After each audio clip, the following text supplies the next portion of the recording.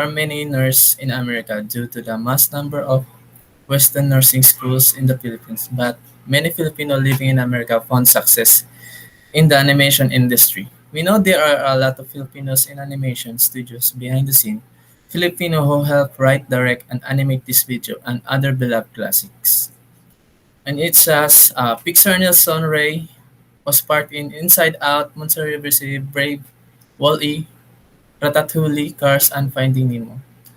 Ray Nelson wrote the sequence where old car reminiscence over his late wife Ellie and based on a lot of car personality, the mannerism of his Filipino father, who is hospice and could no longer speak. A problem statement. While there are many Filipino animation who knows how to write, direct, and animate, there are very few Filipino cartoon protagonists in the mainstream. While Disney Raya does technically represent all the Southeast Asia country, most of voice actors are East Asian and directors are not even Asian. The question why we have is why could Disney create a distinctly Filipino protagonist like they had used in Coco or Mulan? Now we need to ask how do we grow from here if we could look at why big studios have produced stories about specific culture or people they tend to be based on pre-existing tales. For example, the majority of Disney princesses have prior fairy tales associated with them, Beauty and the Beast, Sleeping Beauty, Frozen, or even Mulan. Ang objective ko po sir is, before making animation, we need the independent animator that she or he had the skills to urge the independent animator to make a short Filipino animation that is based on our Filipino culture to showcase our own protagonists or via YouTube, TikTok, or Facebook to gain recognition. If the independent animator had the skill or he or she can create a project to develop an animation based on our Filipino culture in order to wish our Filipino animator to produce as many as they want in order to show them what we have our own Filipino animation. Yung goal ko dito sir is to demonstrate to the viewers that we have our own protagonists such as in the Netflix film 13, Barangay 143, and in the 3D film RPG Metalaya and others in order to meet the demands and please our fans.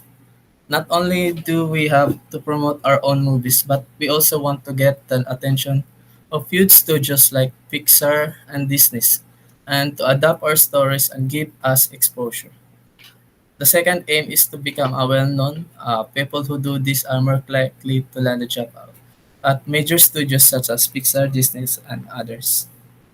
In target users is uh, users are independent animator are the keys to represent the authentic representation, especially Filipino stories. Viewers are the secondary gain. Yun yung first ko, sir, proposal.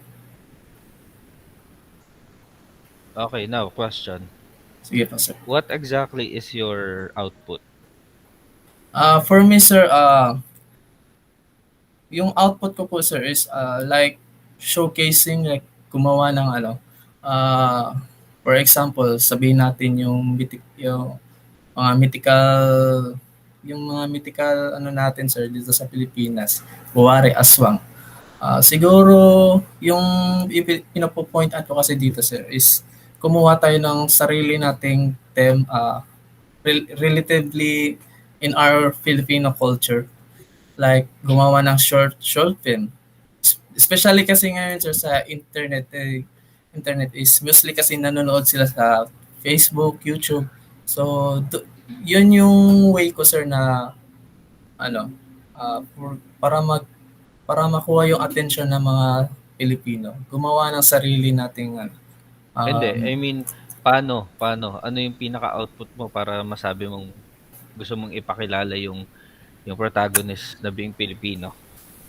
Ano yung output mo? Are you going to create a story? yes sir, yun po yung output sir, gumawa ng story based on Oo, Filipino halimbawa, culture. halimbawa. Okay, purely Filipino culture. Yes po. Okay, sige. Okay. So, cleaner ko lang yun para sigurado tayo. Mm. Okay, tapos yung introduction mo, it's this is not the way you're going to write an introduction, ha? Yung Okay po, sir. nakabulat na ganyan, no? It should be narrative. So, baguhin mo yun, ha? Okay po, Okay, sir. kasi isasubmit niyo yung PowerPoint na yan na edited based dun sa presentation nyo. I-edit nyo yan and then you're going to submit the PowerPoint. But then, you're not going to present it anymore na. Okay. Isasubmit nyo na lang. Pagka Sasab natapos kayo, tayo nyo lang na matapos ko lahat ng mga classmates nyo and then that's the time na i-upload ko yung link wherein you're going to upload the PowerPoint presentation. Okay? So, okay. proceed tayo sa second title mo. Second title ko, sir, Understand in Visual Effects in the Philippines. Introduction. What is VFX? VFX is a visual effect is the process of combining computer-generated images or CGI with live action video footage to create scene that would otherwise be possible to fix, stylize, or adjust footage for creative or corrective purpose. Almost every type of film in the TV production used VFX. It involved a combination of creative technical skill sets as well as a strong attention to detail or creation or manipulation of any on-screen imaginary that does not physically exist in real life. There are many Filipinos who can compete it comes to editing VFX, such as Anthony Ocampo, animator who produced The Walking Dead, Grey's Anatomy, and his work recently Marvel's Loki series, which mean there are many Filipino who are talented enough to compete in Hollywood. We know that our local VFX team can be competitive enough, as evidenced by our ads in Coke, Milo, and other. We can see their project, but we always see it unnoticed.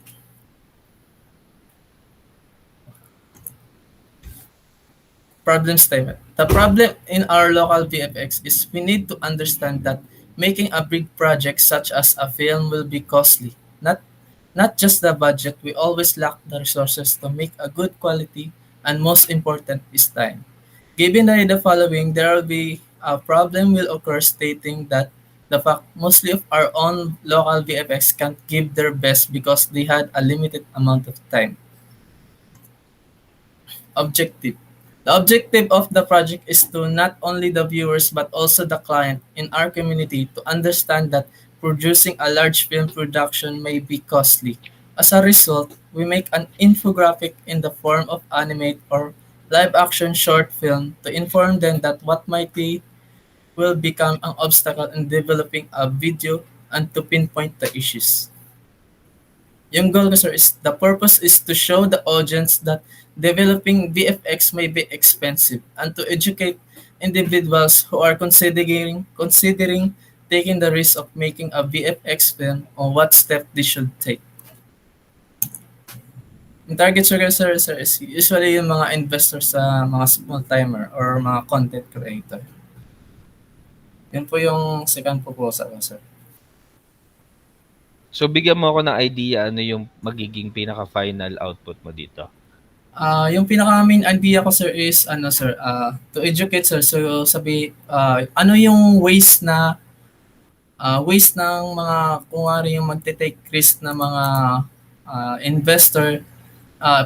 Ipapakita natin yung mga steps how to step by step kung paano gumawa ng mga VFX, like ano yung pre-production, post-production, yung mga ganong ways, sir. Para educate lang natin sila. Yun lang yung pinaka-main target, output ko, sir. May story siya or parang ano lang siya?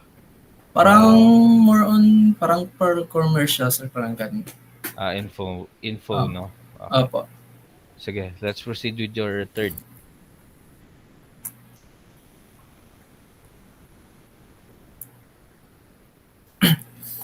Yung third ko, sir, is what kind of work environment will be there in multimedia art? Many students struggle to pick what degree they want to pursue as the internet is growing, as does the workspace that need to be filled in the multimedia art industry.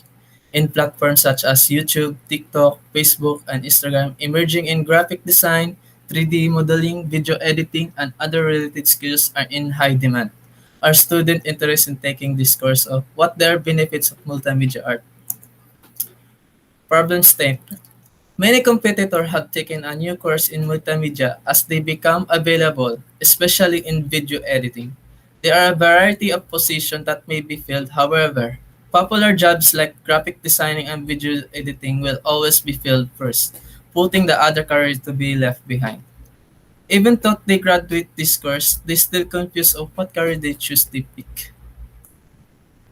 The purpose of this project is to promote a different profession course such as audio recording engineer, sound effect editor, dubbing editor, and video writer, among others, so that the younger generation may decide on what specialize for the future. As can be shown, they just know about the present course and have no idea about the other job choice.